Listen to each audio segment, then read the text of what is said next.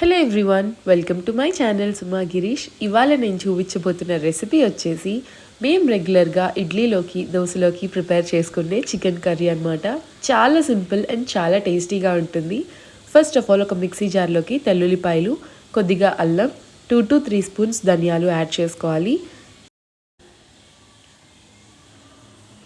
4 లవంగాలు, కొద్దిగా దాల్చిన చెక్క, కొద్దిగా ఎండు కొబ్బరి ముక్కలు యాడ్ చేసుకోవాలి. ఒక 2-3 ఎండు కొబ్బరి పలుకులు యాడ్ చేసుకున్న తర్వాత అది మొత్తం కూడా వాటర్ వేసుకుంటూ మిక్సీ పట్టుకోవాలి.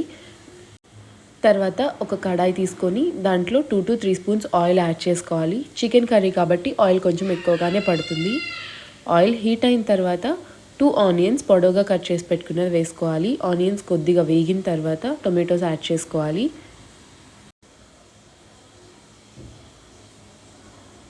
ఆనియన్స్ టొమాటోస్ బాగా మగ్గిన తర్వాత మనం గ్రైండ్ చేసి పెట్టుకున్న పేస్ట్ని యాడ్ చేసుకోవాలి. ఈ మసాలా పేస్ట్ కూడా పచ్చివాసన పోయేంత వరకు కూడా బాగా వేపుకోవాలి. మసాలా వేగి ఆయిల్ పైకి వచ్చిన తర్వాత నీట్గా వాష్ చేసి పెట్టుకున్న చికెన్ పీసెస్ని యాడ్ చేసుకోవాలి. చికెన్ని ఫస్ట్ మసాలాతో బాగా మగ్గనివ్వాలి. అప్పుడే చికెన్ పీస్కి మసాలా బాగా పడుతుంది. తర్వాత 1/2 టీ స్పూన్ పసుపు, 2 to 3 టేబుల్ స్పూన్స్ కారం యాడ్ చేసుకోవాలి అండ్ 1 స్పూన్ ఉప్పు యాడ్ చేసుకోవాలి. ఇప్పుడు ఒక 5 minutes చికెన్ని ఈ స్పైసెస్తో బాగా మగ్గించుకోవాలి. చికెన్ కుక్ చేసేటప్పుడు బాగా మగ్గించుకుంటే చికెన్ సాఫ్ట్గా ఉంటుందని చెప్పేసి ఎక్కువసేపు ఉడికించుకుంటామన్నమాట. అప్పుడు చికెన్ ఇంకా గట్టిగా అవుతుంది.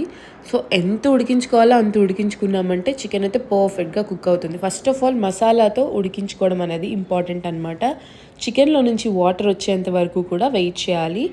మీడియం ఫ్లేమ్లో 10 minutes పెట్టామంటే చికెన్లోంచి వాటర్ వస్తుంది.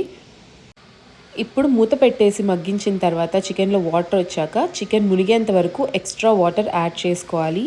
ఇలా ఉడుకుతున్నప్పుడు ఉడుకు స్టార్ట్ అయినప్పుడు కరివేపాకు పైన యాడ్ చేసుకోవాలి. కరివేపాకు ముందుగా ఆనియన్స్తో కూడా వేపుకోవచ్చు, కానీ ఆ ఫ్లేవర్ కంటే ఇలా ఫ్లేవర్ చాలా బాగుంటుంది. మీరు ట్రై చేయండి.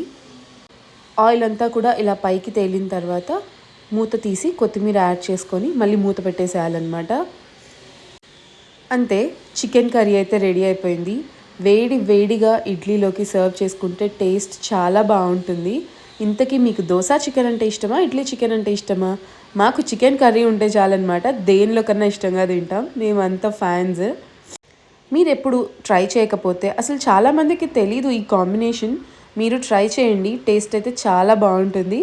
మీరు ట్రై చేసి ఎలా ఉందో డెఫినెట్గా కామెంట్ చేసేయండి.